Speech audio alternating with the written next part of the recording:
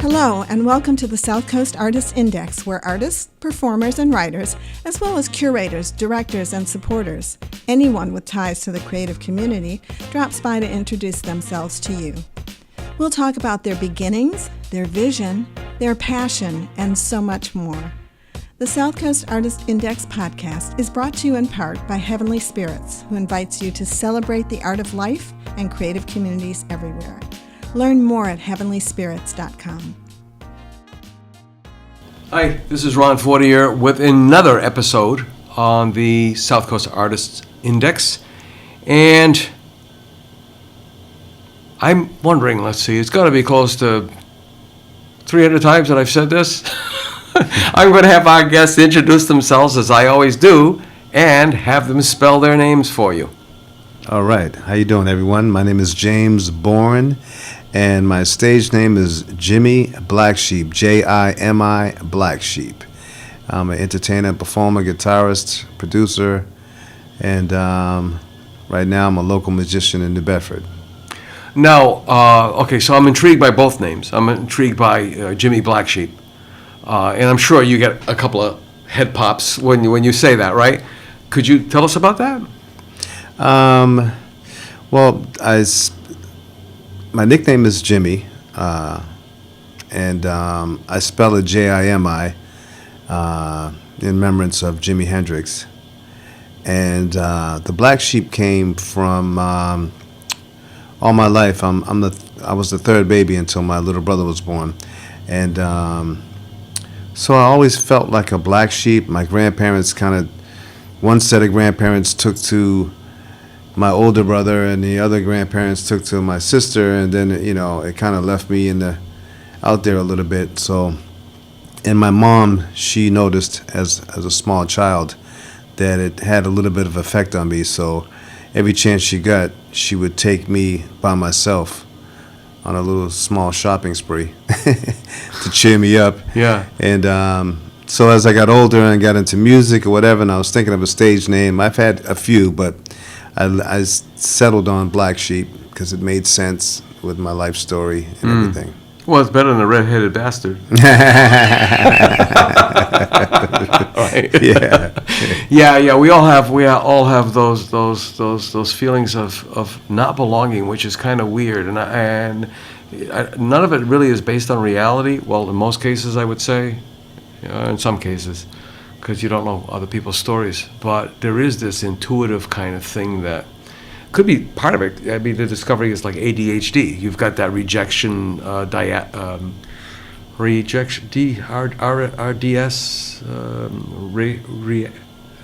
rejection dysphoria syndrome, I think it's called, where you just feel you don't fit.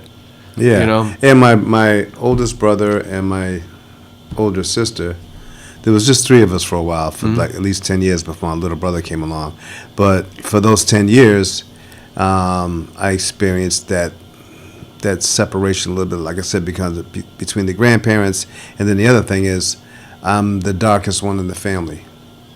Everyone else is light skinned. So that's colorism thing, yeah. So everything just kind of played into when I got older and became a musician, I'm like, Black Sheep kind of fits as a stage name. People, a lot of people don't, unless they have black family members, they don't understand colorism. They just, and we can get on that whole thing, go way, way, way back, in time as to how people were treated.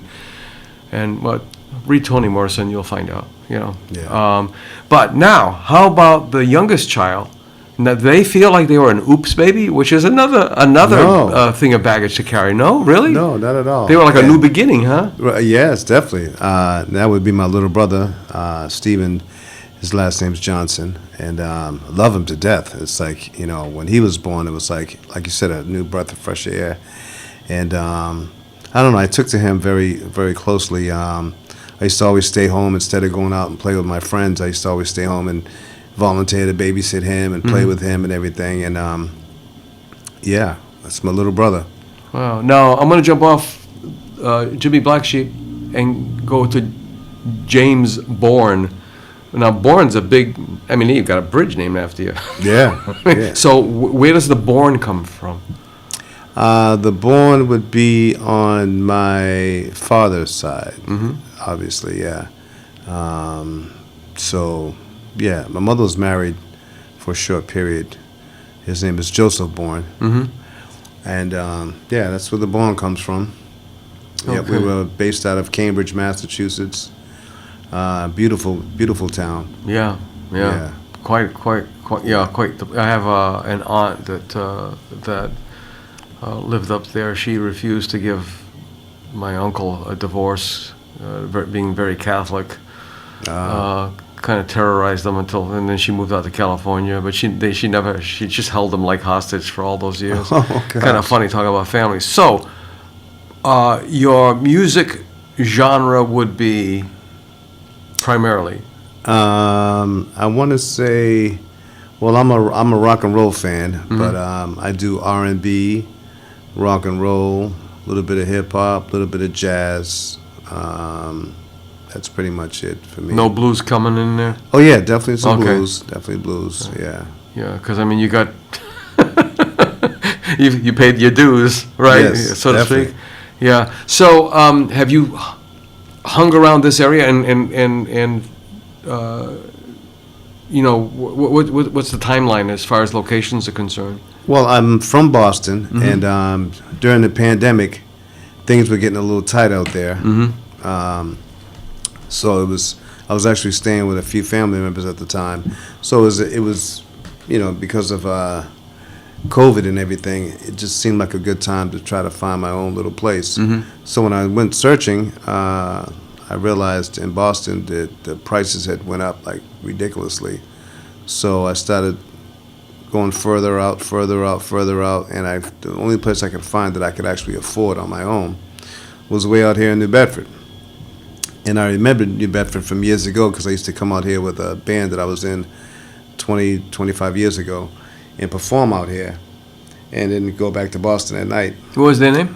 What was the band name? The name of the group was called Code Blue. Code Blue, okay. Yes.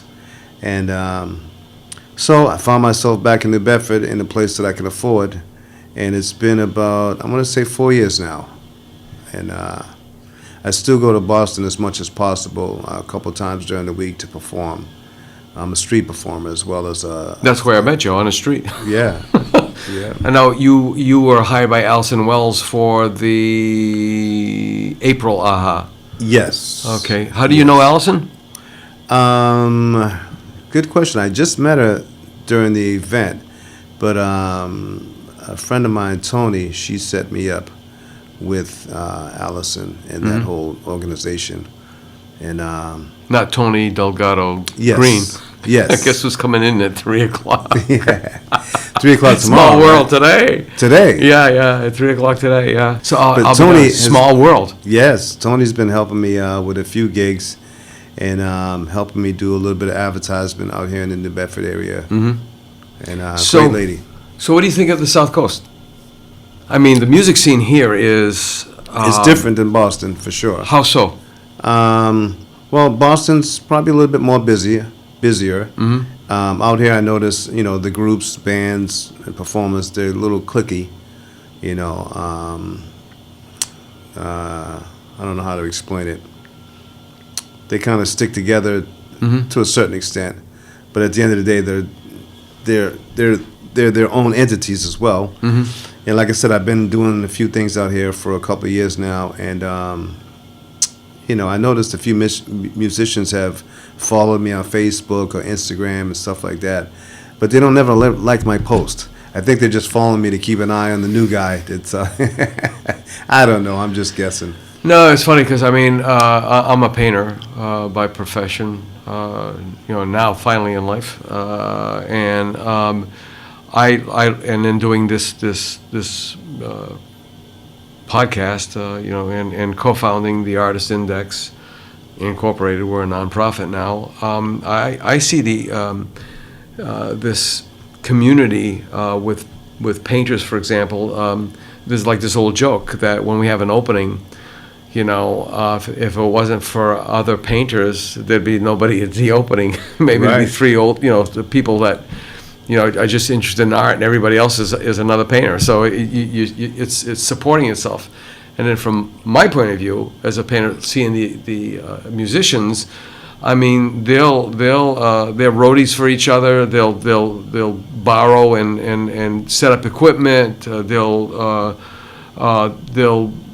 get together for like certain venues or whatever. So it's kind of interesting, and a lot of that may be all at arm's length because, in a way, it is such a small pool that you don't want to be the one that's going to soil the water because then you're a pariah and nobody's going to want to deal with you. So you just go along to get along. And then it takes people a while to, from what I've been told by outsiders, to get used to outsiders. And then Yes. once they get used to you, once you've been vetted, so to speak, then you're in. Yeah. Which I believe would probably eventually happen. I get at my performances, I get a lot of love, a lot of support, from the people that do attend. They just happen to be there or something, so I can see where it could definitely grow for me in this area. Yeah. Now, if you could do whatever it is you wanted to do as a musician, what would that be? As far as you mean, Your style of music, if you wanted to produce albums, if you wanted to, have bigger venues, the wish upon a star kind of thing. yeah. Well, right now, it would be nice to do bigger venues, but it's actually tough because I'm a one-man band.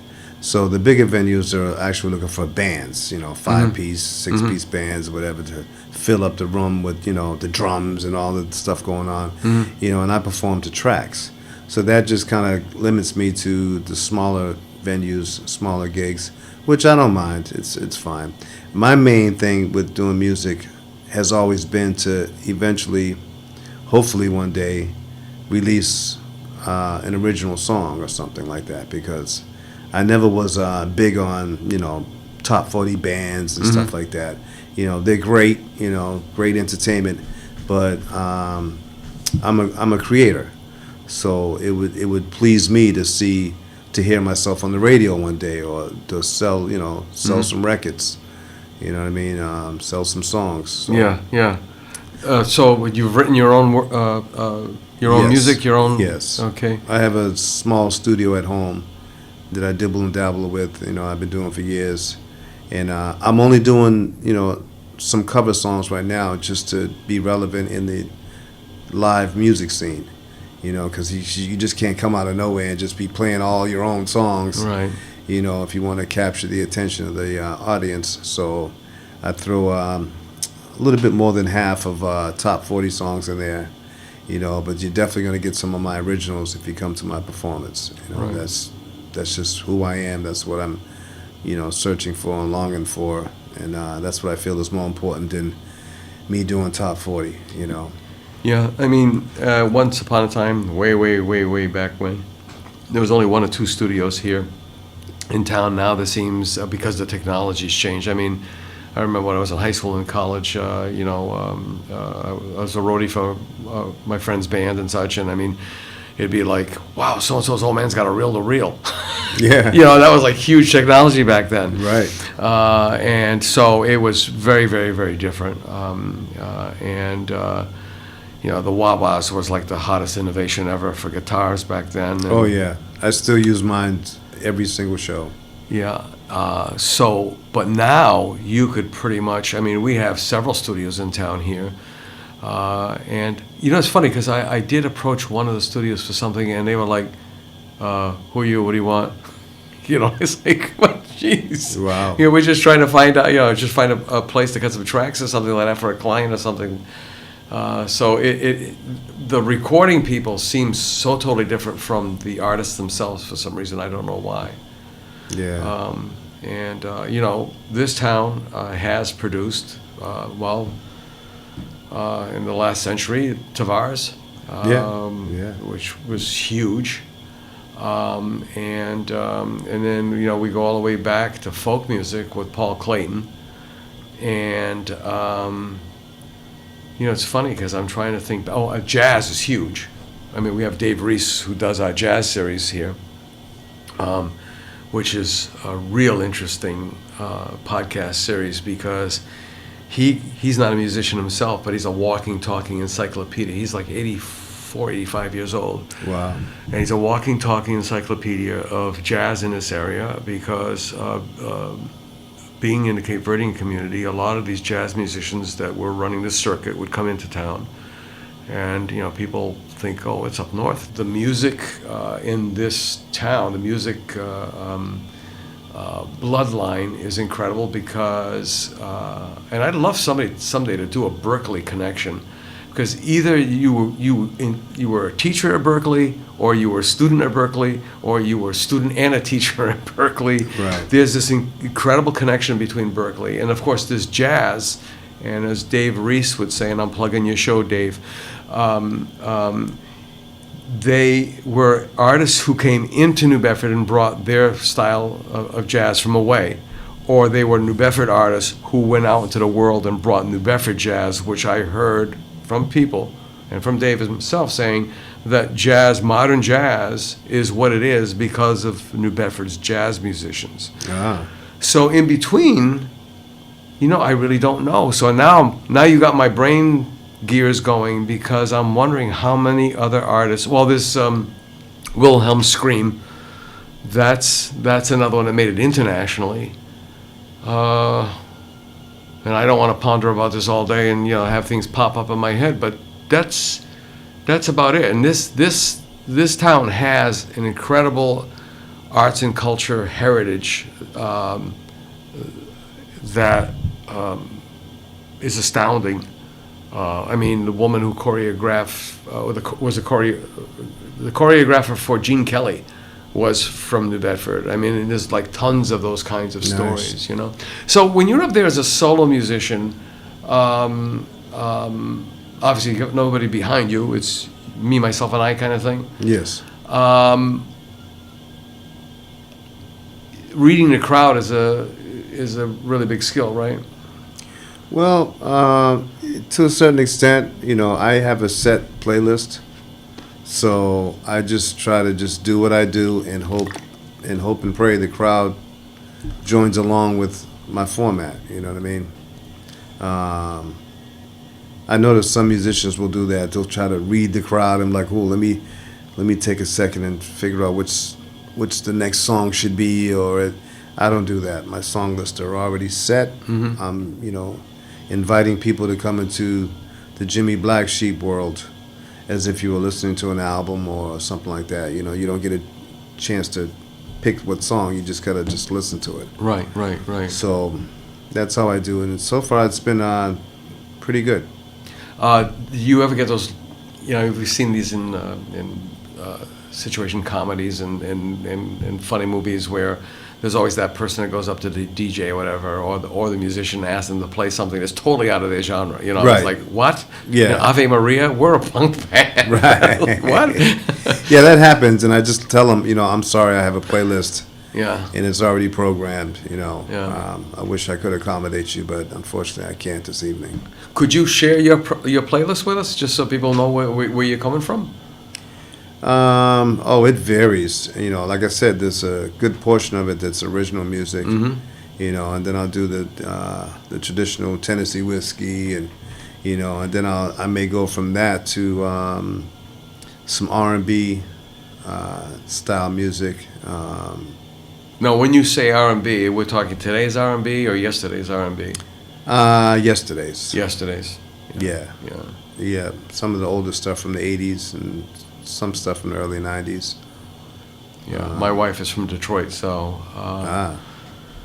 yeah, she grew up with that's the music oh capital. yeah. The Supremes were all around her neighborhood.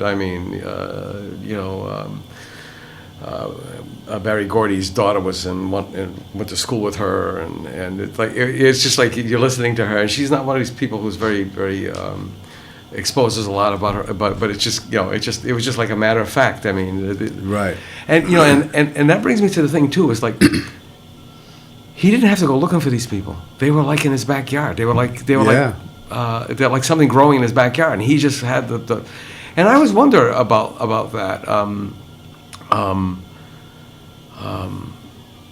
Have you toured at all, or just wandered around and to wherever a gig, a paying gig was, and looked at the environment and said to yourself, "Wow, they have a certain vibe, and this place has a certain vibe," that kind of thing? Well, years ago when I was with a band, or different bands, we were known to move around a lot.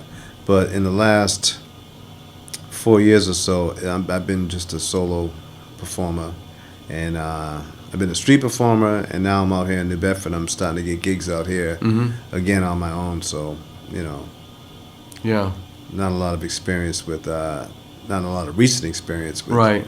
moving around with groups or bands or situations like that. No. Yeah. So you said that Jimmy, Jimi, is in tribute to Jimmy.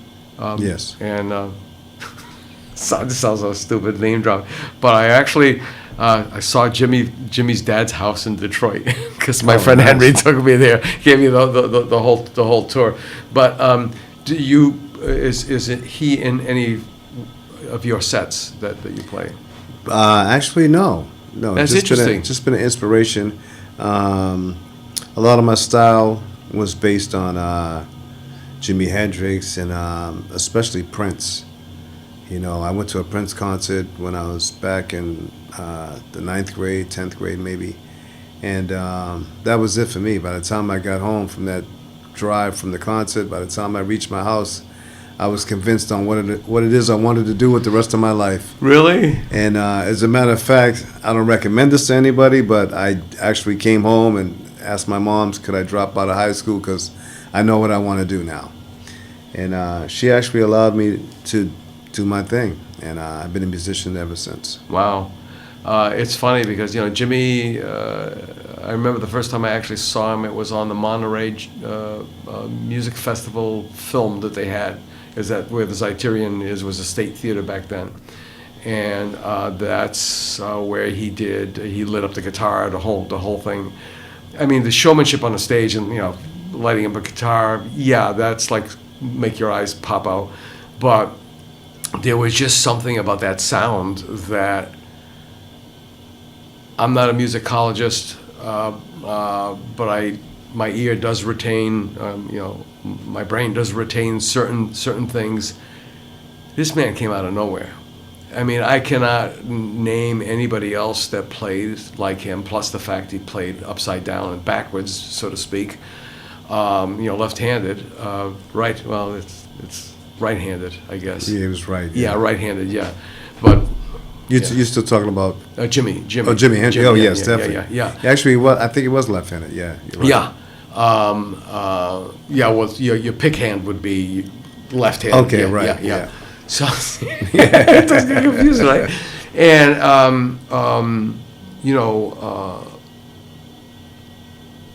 just the sound alone was,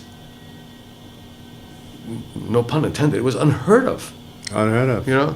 And people were in awe when they would watch him, and it's just like, where's this guy getting this stuff from? Where's he coming? It's like, unbelievable. And somebody said that he actually was or wanted to be a jazz musician. That was his primary thing in life, but he had to pay the bills like everybody else. And of course, he moved to England because they thought it was going to be better there. But Prince, I got to admit, and my wife is like repulsed by that idea. I just don't get him. I guess because when I first was introduced to the whole Prince wave, it was live. So seeing him live was just like, I'd never seen anything like it ever before. Nothing like him. And then, all these years that have gone by, he's one of a kind. Prince is just so multi-talented. Yeah, the multiple instruments and so on and so forth. Goodness. I mean, second only probably to Stevie Wonder, who, my God, he could play rocks. His vocal range, everything. Now, I mean, I'll be honest. Throughout the years, there were songs that I wasn't a big giant fan of, but I always remained a fan of Prince himself because of his ability and his for music. It's just unbelievable. It's just still, I don't think there's anybody like Prince to this day. Yeah. You know. Anyway, New Bedford, what would you like to see happen in the next couple of years to you and for you in New Bedford, South Coast itself? I mean, other than just paying the bills, because, I mean, that's always got to be number one. Yeah. And I would like to see, bigger audiences, and at some point I would be entertaining to having a little bit of a band. Mm-hmm. It's just that, I've been in over 10 different bands and groups and stuff, and it's just, it can be such a headache.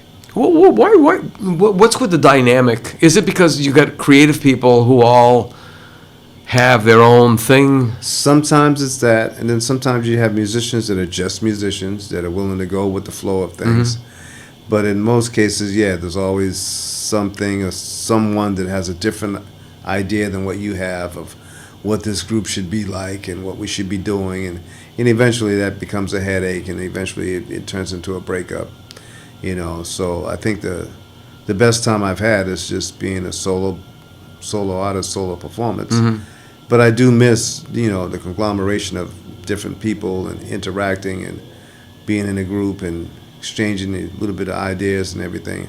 I miss that, but at the end of the day, if I had to do without it, I'll keep on going solo if I have to, And I'm assuming, too, because, like, everybody wants that spotlight. There aren't that many artists who are just happy being in the background. I mean, except for the Funk Brothers. They backed up everybody in the world, pretty, so to speak, and steady gigs because they were there all the time. Everybody has their own drive, their own idea of what it is they want to do sometimes, and then you have musicians that are just happy to just be musicians and go with the flow of things. But unfortunately, when you put together these bands, these groups, you'll have a little bit of everybody in there with different concepts and different ideas on how everything should go. So eventually, that's why some of our greatest groups and bands didn't last. Wow. Some of the greatest ones just did their run for a couple of years, 3-4 years, and then that was it. They just couldn't. They always argued backstage, and it's like, and I get it now. I've experienced it myself. I've been in groups where I was the most stylish one. I had the most finesse, the most style, and everybody was just kind of plain dressed, didn't care what they were wearing. Blending into the background kind of thing. thing. They'd have on white tube socks and, and on stage, I'm like, you can't do that, you know what I mean? You got to try to put on and they was like, that's you, we'll leave that up to you. And it's like, no, but we're on stage together. Let's, and I want things that they don't see every day. Yes. And I grew up on that, Earth, Wind, and Fire. Everybody threw on these costumes, and, I grew up on that whole concept. So later on, as I got into music myself and started doing things, and I noticed I was in bands that didn't care about that, it made a difference. So then now, I'm like, all right, well, you guys do what you're going to do, but I'm going to do what I'm going to do. I'm not going to dress down to fit in with you guys, so I'm going to continue to be stylish. And eventually that would be a problem for the other guys. Like, right. He thinks he's, so cool, and he thinks, it's like, no, I asked you all to come be cool with me, right. But you wanted to just be plain Jane, so. Yeah, I mean, there's that old, the clothes make the man kind of thing, but also, too, the clothes make the band, because even the old doo-woppers, I mean, they all dressed the same, and the lead guy always had the color that was, if everybody's in gray, he was in black. If they were in black, he was in gray. That kind of thing. Because it's a visual thing. It's a visual thing. It's not like watching a choir where everybody's dressed in red robes or black robes or white robes, right? I mean, in theater, I mean, you got the key light. The lead guy's got the key light and everything like that, and they just didn't get it, huh? No, and to this day, there's still a lot of groups that don't really care about that. They don't care. I guess you call it grunge. Or they carry that grunge look, and it's like, I just feel like, if the music's good, why not look good as well? Why look like everyone else that you just walked by down the street? You know what I mean? Or at the supermarket. Stand out a little bit. Have that somewhat of a star appealed. Yeah. And I don't know. That's just me. I can't force that on anyone. Yeah. So again, it leads me to have a better time by myself. I don't have to explain what I'm wearing.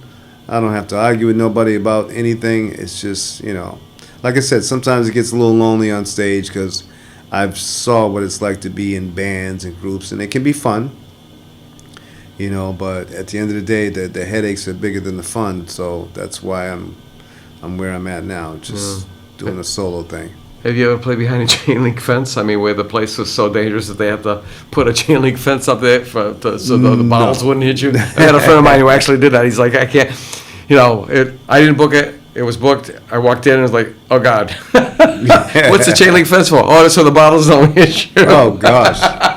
Oh, I don't think I would even deal with that at all. Yeah. First bottle comes my way, I'm like, oh, that's it. Bye bye. Yeah. You keep the check. Yeah. Have you ever been down to Nashville? Because we've got a couple of people from around here who have Nashville connections. No. In fact, I heard Quinn Sullivan is now going to be down there for a bit. Oh, okay. Yeah. No, I actually haven't. I think the last time I performed out of town was in Arizona. I went to visit my dad, and his name is Joe Bourne. He's an entertainer and a singer. And I knew that he was doing, you know, some pretty impressive things, but I didn't realize it until I actually went to Arizona and seen, you know, the reaction of the people and the sellout concerts. You know, I mean, you know, I go into a stadium and the place is packed with people, and everybody's there for Joe Bourne. Joe Bourne. And I'm like, whoa. What was his? What's his genre? What style of music is he playing? That's a good question. It's a lot of oldies but goodies. Sam Cooke, you know, things of that nature. And he's a solo guy. He's a solo singer. Primarily a singer, yeah. Yes, but a lot of his gigs, you know, he'll have a full orchestra behind him. Okay. You know, and it's quite impressive to actually see that and, you know, be around that in person. I'm like, wow, this is my dad. This is crazy. And his voice is impeccable. So that inspired me a lot throughout the years, and then especially recently after seeing him in Arizona, you know, to come back and, you know, pay more attention to my vocals because it's in the genes, you know what I mean? And and I was impressed by my dad's performance and his vocals, so I kind of concentrate on that more now when I'm performing to make sure that, you know, my pronunciations and certain notes and certain things are done, you know, in a way that impresses even him, you know what I mean? So yeah, that's a big thing to impress your dad. Yeah. What's the closest celebrity that's closest in style to him, or if you said, well, if you've ever heard this guy, Dad's kind of like that. Like Sam Cooke. Sam Cooke. Yeah. I think, and there's a few others I can't even think right now, but right. Yeah, definitely. Wow. Yeah, and people want that. I mean, it's not just because my wife grew up in Motown, but when I was in 8th grade, I moved from the city into Dartmouth. It was the first time I ever been in a public school. I was always in a parochial school, and so it was a whole new experience. And the cafeteria was the study, group study or whatever they call that. You know, the free period where you had to do studies, and that was at the heyday of Motown. Oh. So I heard all those tunes in the cafeteria at what was the Elmer M. Poole School, coming through for the first time, and it was like, oh my God. So then when I, we went to Motown, in Detroit, where her parents are from and such, and to find out that there were people that were just singing on stoops, on the front steps of buildings and stuff like that, it's just absolutely mind-boggling. Yes. Absolutely mind-boggling, and the whole, Gordy Barry story of working for Ford on the assembly line, and he got this crazy-ass idea, if you take the Ford assembly line and you take music production and you mix those together, it's got to be really killer. And it's like, what? It was the whole package. It was the whole deal. And then, of course, there was the Big Four. People don't know about those guys, those cops that went around beating everybody up because they were just... Yeah, it was just, so again, we always keep falling back into that trap. Yeah. But, if you could, all right, so what was one of the best moments you've ever had as a solo artist on stage? I mean, that moment that you either have tried to go back to in time, and it's like now you can't. It's like that dream where you're running after something and you're just about ready to touch it, and then it runs away from you again, and you just keep running after it, or that kind of idea. You ever had one of those moments on stage? As a solo performer, Yeah. I mean, I've had some great experiences, but one of the main things that I remember the most is when I was actually with a group, and I went to Canada to perform. And this was many, many years ago. What part of Canada? Halifax. Halifax, okay. Yes, many, many years ago. And I remember we were there for 1 week, and we were supposed to perform, I think, for 6 days in a row. And one of the evenings, we were performing, and the curtains opened up. We were on a stage that actually had curtains. So when the curtains opened up, I looked out there and saw the place held 5,000 people, and it was actually 5,000 people there. So that was a shocker right there. And then a couple of songs into the performance, it was my turn to sing because I wasn't the lead singer in that particular group. I just did a couple of songs, but it was actually my turn, and I was nervous because I was young, still new with the music thing, and so when I would perform, sometimes I would have my eyes closed, behind my sunglasses, and just to concentrate and get into the song. Mm-hmm. So at some point, I opened up my eyes, and all I saw was 5,000 people with their cigarette lighters waving back and forth, and I was just like, oh my God, are they doing that for me? This is crazy. A wet yourself moment, right? Yeah, wow. And I remember, I'll never forget that, and it was like, I was always already convinced that this is what I wanted to do. Right. But after seeing and witnessing that, I was convinced. You couldn't tell me anything. I don't care when I came back home, if times got hard, people say, I don't know, you might want to forget about that music and go get a job here or get a job there. Yeah. And the only thing I could think of was those 5,000 people with those lighters. And I'm like, nope, I'll get a job just to sustain, but I'm still going to be doing my music. I got to get back to that moment again. You literally lit them up. I mean, and it's got to be like some kind of a weird mind connection thing because you are connected to those 5,000 people all at the same time. And they were paying attention, all of them, but to see so many. Yeah. And I'm realizing, okay, the band is playing, but I'm the one who's singing. They're doing this because of, Yeah. I don't want to say because of me, but, Well, it was, yeah. It kind of was. And it's like, I'll never forget that. That kept me going to this day. And that was many years ago.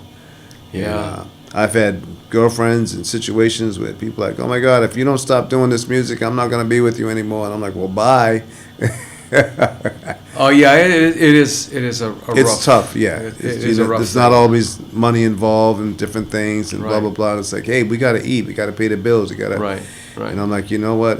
I always felt like life is very short. You only go around once. And if you're not doing what it is you really love to do, then what are we here for? You're going to be carrying that baggage around, the baggage of resentment. I've seen so many people put their music down and get a job at the factory or wherever, and before you know it, years fly by, they retire, and before they can get back into the music, they end up passing away. And I'm like, the thing that you love the most, you didn't give it a good shot. You didn't hang in there with it. And not everybody can, because you end up having kids and. Yeah, and there's other circumstances. My mom had to give it up because when she remarried in the Portuguese community, the father singers were, women who played at venues weren't considered nice girls. Yeah. Those are the girls you could mess around with, but you wouldn't bring home. Right. So my stepfather was a fisherman, and he was okay with it, but he was getting the elbows and the winks and all the other stuff, and it just got to be too much, and she just stopped it, and till the day she died. I mean, till just this past July, she that was like, that was something that she couldn't swallow. It was tough, and I was there. I was there for a lot of those performances where you could hear people just getting up, standing ovations and stuff. And there was this one particular performance where I heard some guy saying something, my God, that, in Portuguese, my God, that girl can sing. And my mother said supposedly one of the people that was helping her out with performances and such said that I turned around to the guy. I must have been like 3-4 years old. Something. That's no girl. That's my mother. So there is this incredible magic, and that's what it comes down to, is all this magic that it's hard to replicate. One of the things, like with painters, for example, and I've mentioned this several times on the show with other painters, is that moment where you're there, not there. So you're painting, and you think, a couple of minutes have gone by, and then you realize 4, 5, 6 hours have gone by, and you're going, oh my God, you were so into what you were doing. I'm assuming the same thing would happen on stage, where you figure, the kid can't be over. It's like, no, but yeah, because everything seemed to be so compressed. Did you ever have that kind of thing? Obviously 5,000 big lighters going at the same time had to have just, slow-mo everything down, where you're looking at yourself looking at them. Right. Yeah, that's happened. Matter of fact, even that same night, I was impressed by what had happened, and I was in awe and shocked and everything. But then it kind of simmered down, and we had to take a break in the performance. So I turned to the band members, and I was like, hey, does anybody want anything to drink? You want a water or anything like that? And everybody's like, oh, give me this, give me that, give me this. So I'm like, all right, I'll be right back. And I go to the side door to walk out to go to the bar, and where all the people were. Mm-hmm. And I was bombarded by hundreds of people. Wow. And it got to the point I had to run right back into the door and try to hold the door until the fellas came to close the door. Mm-hmm. And I was just like amazed. I'm like, the big lighters was one thing, but having that crowd of people try to rush me for an autograph or whatever it was, and I'm like, I'm not anybody. This is crazy. Wow. And that rush, that feeling, just, you never can forget it. How do you keep that momentum going? It's like, what is it? This I don't know if it's any specific profession, whatever, but to use music as an example, you're only as good as your last gig. Yeah. How do you keep that going? I keep performing. I keep performing week after week as much as possible. I'm just kind of getting back into it. I had to sit down for a couple of months, almost 5-6 months, for the first time in many years. Mm-hmm. I had to take a break. I had an unfortunate health situation. I was coming home from performing in Boston, and I got to my home, and I was bringing my equipment into the house. I brought some of it in, and then I was a little winded because I live on the 3rd floor, and I was like, let me wait a few minutes before I go back down to the car to get more stuff. So I waited a little while, and then I went back downstairs to the car, and that's the last I remember. Wow. And apparently, a blood clot shot up from my leg into my lungs, causing me to pass out.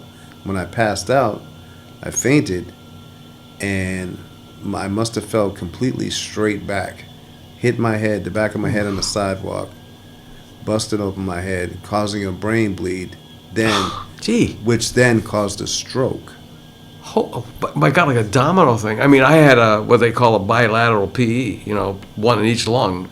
Ooh. Where we could see it crawling up my leg. When I got to my thigh, based on how it was moving, I was already under medical care and stuff like that, and that sucker just shot up. It felt like somebody gut punched me. I couldn't breathe. It was our daughter Maddie that called 911, and I was lucky I got in there. And it was during COVID, and that was really creepy. It was like being in a war hospital. There's no other way. It was dark.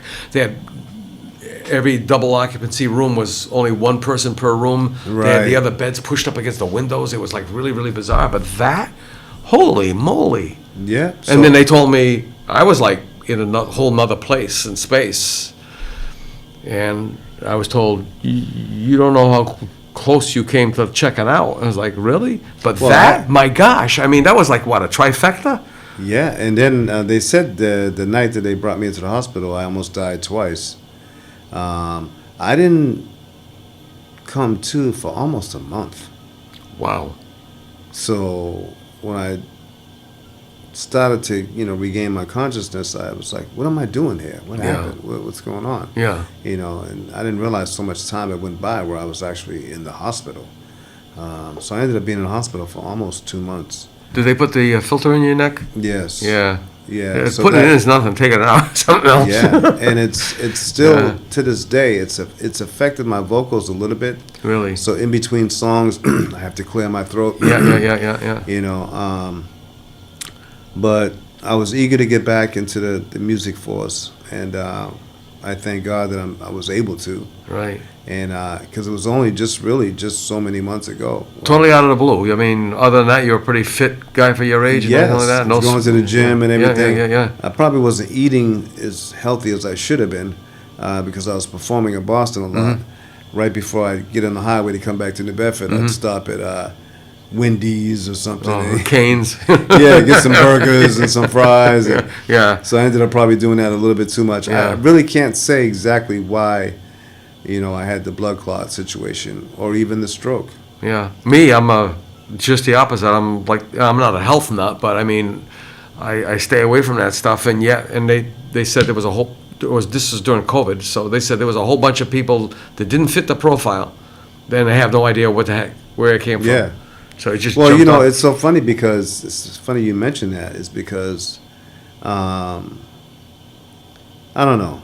I'm not a conspiracy dude or whatever, but there's a strong part of me that believes that this blood clot thing and everything came on probably from getting the COVID shot. And because it was rushed to market too fast. It was rushed to market too fast. Yeah. I saw expert doctors that came on and says, listen, this thing takes at least 2 years of experimentation before we should release it to people. But yet they gave everyone this COVID shot within 6 months. Yeah. So nobody could really say yay or nay if this thing was safe or not. But they still gave it to all of us. Right. Because the alternative was worse than. It was one of those things. Yeah. Yeah. Yeah. So I wasn't going to get it at all. But then eventually everybody in my family got it. Yep. So every other phone call I got from family members was, did you get it yet? Did you get it yet? Exactly. Did you get it yet? And it's like, oh my goodness, this is ridiculous. So I said, you know what, let me just go ahead and get this thing because that's all I'm hearing from everybody now. Did you get the shot? Did you get the... So, against my own beliefs, I went and got it, and it wasn't too long after where I'm laid out on the sidewalk, blood clot, stroke. And busted head. Busted head, yeah. Jeez. So, who knows? Yeah. Maybe it was just a coincidence, but, all I know is I'm not too eager to run out and get anybody's shots right now. You know what I mean? I've got the flu shot. That's about it. Well, we had a member of the family with the flu shot. I mean, it's the flu shot. I'll tell you, I went for a couple of decades without, because I never got the flu. Right, me either. And all the older people in the family who got the flu shot would get the flu. And then it's like they try to explain that away. It's like, well, I'm not coming up with a conspiracy. I mean, Aunt Barbara, was okay, and then she got the flu shot. Well, it's because there's a little bit of the flu in there. It's like, I don't want that. So, right, being in a situation where someone in the family was compromised, I decided to get it, and one way or the other, it didn't make a difference. But we had that one family member who, it's more than coincidence. I mean, more than coincidence. They nearly didn't make it through because of that. But then again, you can't. It's this one size fits all. Medicine is the same thing. You've got to take into consideration people's ethnic backgrounds, their height, their weight, their medical. They don't do. The thing they don't do, exactly. They don't do. Yeah. Our chemical makeup is completely different sometimes. Yeah. In different races of folks. Yeah. Yeah. But you go to the hospital, they'll give you the same thing they gave the last guy. Yeah, yeah, and even though, and then people say, well, are you being a little, no, because, no, I mean, we don't even have to go down that road. Right. There are prejudices that are based on nothing, just Yeah. somebody's thought, oh, well, black people can take more pain than white people can. Yeah, you got a point there in one way. I don't even want to go down that road. But Well, our anyway. pigmentation is different. Yeah. Which But I'm means- saying, how long? Yeah, of course they do. But as far as you stick me with a pin. I mean, but there are also people like my dad could take an incredible amount of pain. Right. His brother, he could get a hangnail and he'd be like admitting himself into the hospital, that kind of thing. Yeah. So it is nuts. Wow, we're going to wrap this thing up. I'm going to use the magic wand thing. I haven't used that one in a long time. If I gave you a magic wand, but you only had one wish to make with that magic wand, what would that one wish be? Whoa. That's a good question. I guess it would still be to have a much broader range of success with my music. It's just tough because, almost everybody that's become big and famous has had issues with the music business. So I'm like, wow, some days I feel like I'm glad I never made it big, because a lot of people that made it big were actually killed off some kind of way. Mm-hmm. Look at the 27 Club, all the famous musicians that mysteriously passed away at 27 somehow. I think it's all linked in. But to this day, I still wish that I could have a broader success, but I haven't really tried hard to do that because of my, on the fence beliefs of the music business. Mm-hmm. Mm-hmm. So it's really tough. That's a tough question for me. Yeah, the music business has always been, people of some generation remember the playola. You had to pay to play, to get played, and all those other things. And well, you're worth more yeah, dead. Once you get to a certain level with your fans and the selling of records, yeah, you actually become way worth more dead than alive. right, yeah. And that's scary because Painters are like that too. yeah. So now you have music executives and managers and people saying, "Hey, wait a minute, we can make a whole lot more money if this guy's dead." if he trips and falls. Right. Yeah. So that's pretty scary. But if there's a way I could, reach a broader amount of people and a greater amount, I would love that as a on my wish list. But at the end of the day, if it's going to keep me healthy and safe not to, then so be it. I enjoy doing my music regardless, whether it's for 2 people or 2,000 people. Yeah. Sustaining you is more important than supporting you, because it comes, one of the biggest fears a lot of people have with success is that, and I'll use the term, they don't want to be an asshole. They don't want to turn into an asshole. They want to be who they are. They don't want to be manipulated into, and then people who are around you are going to build you up higher than what you are. And yeah, sometimes you're forced into these situations where, you have to be different because you're not treated the same anymore. Yeah. Or you're a yeah. superstar. I'm just me. Yeah, exactly. But now you have to conduct yourself as a superstar. You might even need security guards and oh, yeah. Yeah. and you can't go everywhere you thought you used to go. It's Right. it's not the same. So now all of a sudden, eventually, whether you like it or not, you begin to change. You can't go to the supermarket no more. You can't be around certain people anymore without everybody saying, "Let me get your autograph." And you can't trust anybody to Yes. like you for just you and not who you are. Yep. Or what you are. Right. Do they like you for you, or Yeah. do they like you for song 7 on your last album? Right, You know what I right, mean? right. Yeah, a bunch of us painters get together every so often, and we all have the same insecurities and the same thoughts. And one of them was like, okay, well, see this guy over here, like, what do you think of this guy's work? You know, I mean,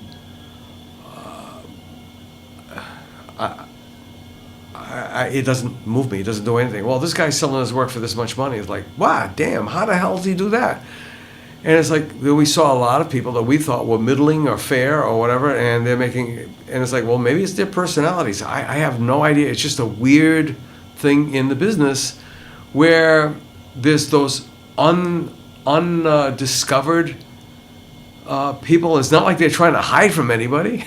Right. So, I mean, I think it was, my friend's band. They were really, really close to signing, and then there was it was Molly Hatchet that just grabbed that contract, and they're like, you know what? Yeah. Yeah, we had fun. We got as far as we could go with it, and here we are. And speaking of we're as far as we can go. Okay. So this has been great. I really, really appreciate you coming on the show, and it was really, to use that old-fashioned word, providential to see you out there on the street during that last AHA. It's great to be here today. Thank you. So, folks, if you joined us late and you're wondering who it is that I'm speaking with James Bourne, a.k.a. Jimi Blacksheep. And if you want to know why he has two different names and what's the purpose of one of the names or the stage name, you can go back and listen to this whole thing from the beginning. And once again, Jimmy, thank you so much. I really, really appreciate it. Thank you, sir. I appreciate you. And, folks, that wraps up another podcast. And remember, be kind to yourself. Take care of yourself and be kind to other people. That's all we can do. Bye-bye. To learn more about the South Coast Artist Index, visit theartistindex.com. Find us on Facebook, Instagram, and YouTube. Be the artist you believe you are, and let's take care of each other out there.